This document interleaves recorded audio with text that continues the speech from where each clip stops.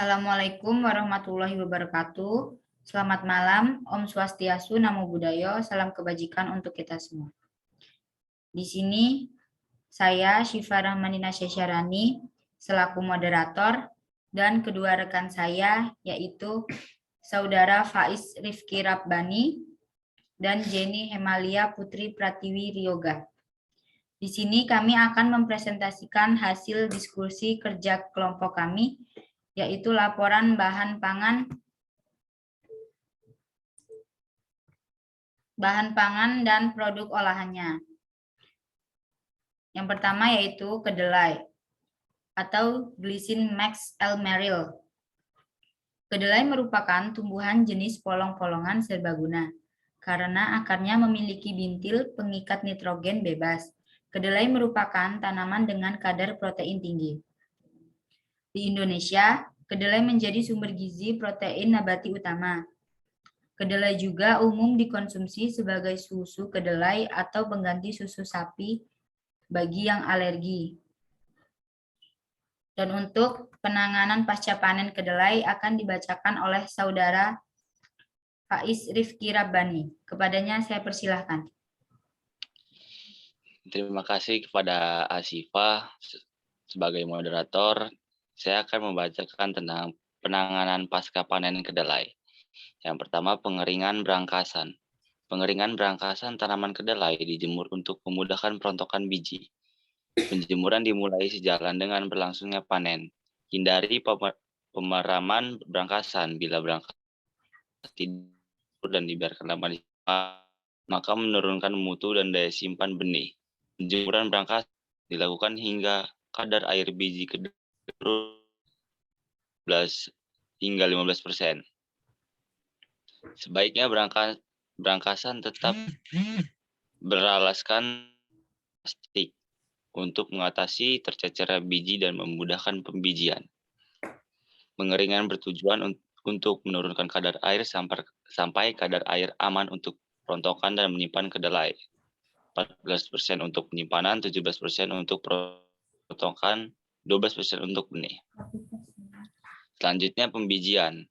Ada beberapa cara memisahkan biji dari kulit polongan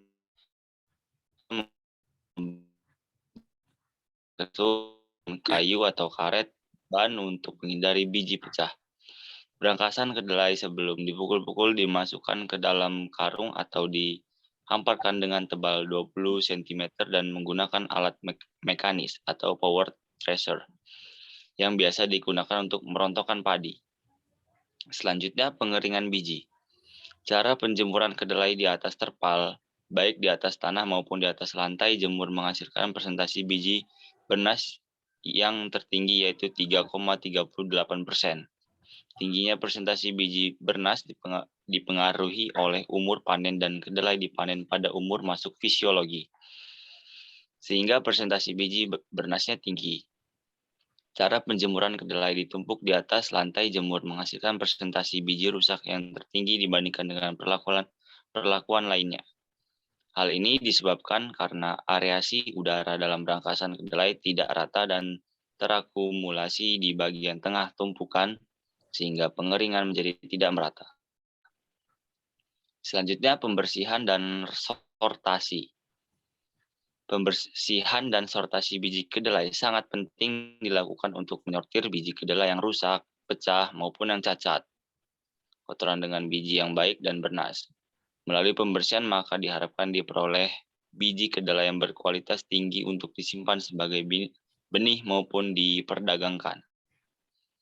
Secara manual, pembersihan kedelai dapat dilakukan dengan cara menyilir dan menampi. Adapun peniliran dapat dilaksanakan dengan cara mengangkat biji kedelai dengan wadah dan dijatuhkan secara teratur sesuai dengan arah serta kecepatan angin. Sedangkan pembersihan secara mekanis dapat dilakukan dengan menggunakan blower maupun kombinasi ayakan dan blower.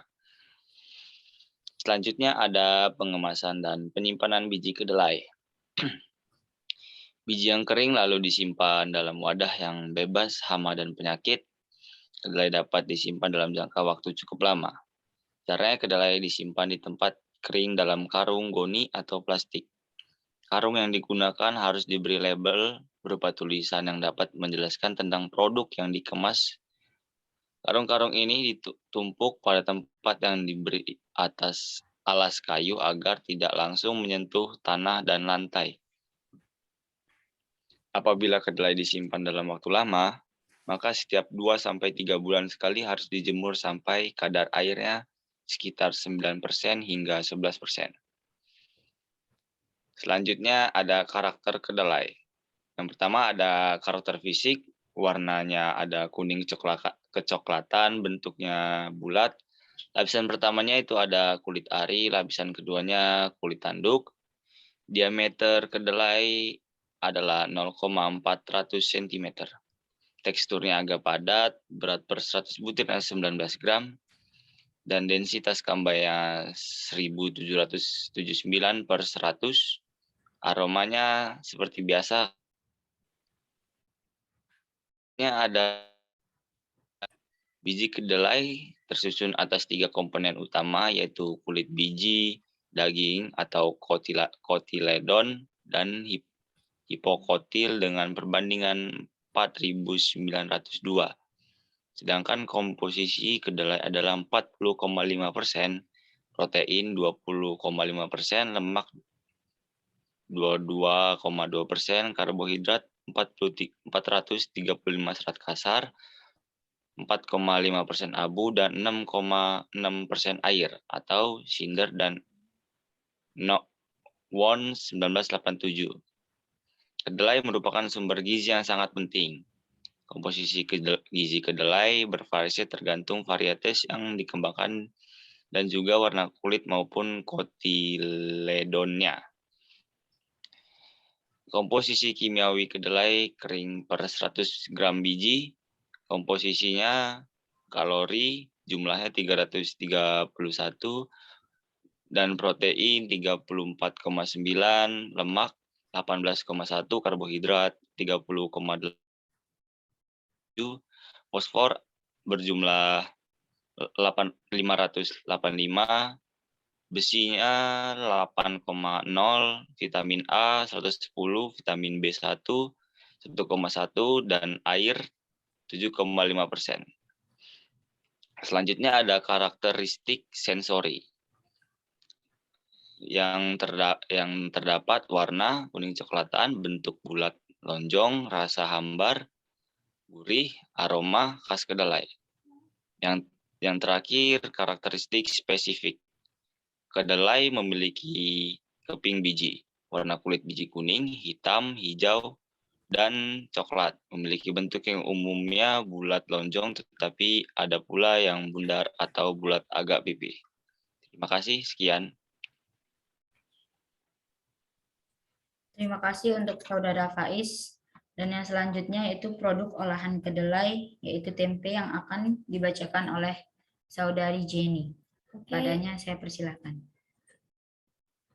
Oke, terima kasih Asyifa. Produk olahan dari kedelai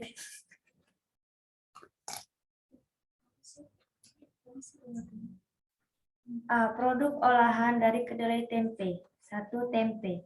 Tempe merupakan makanan khas Indonesia yang terbuat dari fermentasi kedelai atau beberapa bahan lainnya yang menggunakan beberapa jenis kapang rhizopus seperti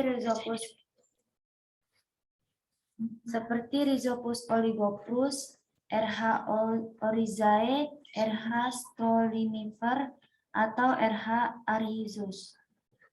Kaum vegetarian di seluruh dunia banyak yang telah menggunakan tempe sebagai pengganti daging. Akibatnya, saat ini tempe tidak hanya diproduksi di Indonesia, tetapi juga banyak di tempat di dunia. Karakteristik tempe fisiknya, secara umum tempe berwarna putih karena pertumbuhan miselia kapang yang merekatkan biji-biji kedelai sehingga terbentuk tekstur memadat. Degradasi komponen-komponen kedelai pada fermentasi membuat tempe memiliki rasa dan aroma khas, yaitu terasa agak asam. 3. Karakteristik fisik tempe kimia. energi 150 kalori, proteinnya 14 gram, lemak 7,7 gram, karbohidrat 9,1 gram, serat 1,4 gram, kalsium 517 mg, natrium 7 mg, fosfor 202 mg. 4. Karakteristik sensori tempe. Tempe merupakan sumber vitamin B yang baik. Vitamin B12, B6, B1, dan B2 dapat membantu proses pencernaan metabolisme tubuh. Tempe yang bagus kualitasnya, rasa gurih dan tidak ada rasa pahit sedikit pun. Tempe yang dibungkus plastik lebih awet daripada tempe yang dibungkus daun. Tempe yang masih baru biasanya masih hangat, kedelainya utuh dan padat. 5. Proses langkah kerja pembuatan tempe. 1. Perendaman. Proses pembuatan tempe di tahap pertama adalah mencuci bersih kedelai yang akan diolah menjadi tempe. Bersihkan kedelai dari kotoran-kotoran sebelum memasuki proses perendaman. Setelah kedelai bersih, Anda bisa langsung merendamnya dengan air selama 12-18 jam. 2. Perubusan. Proses pembuatan tempe di tahapan selanjutnya adalah merebus kedelai. Namun sebelum direbus, pastikan kedelai itu sudah bersih dari kulit ari. Nah, jika sudah bersih, rebus kedelai hingga empuk kurang lebih selama 30-45 menit. Yang ketiga, pemberian ragi. Proses pembuatan tempat di tahapan berikutnya adalah pemberian ragi. Usai dikeringkan dan didinginkan, campurkan kedelai dengan ragi agar komposisinya pas. Pastikan perbandingannya adalah 1 sendok makan ragi untuk 1 kilo kedelai. 4. Proses fermentasi. Proses pembuatan tempe di tahap ini sudah memasuki masa fermentasi. Caranya adalah dengan membungkus kedelai yang sudah diberi ragi dalam wadah kedap udara, misalnya daun pisang atau plastik sesuai keinginan Anda. Untuk proses fermentasi ini memakan waktu selama 24-48 jam di penyimpanan suhu ruangan. Yang kelima, pengecekan. Proses pembuatan tempe ini sudah memasuki masa fermentasi.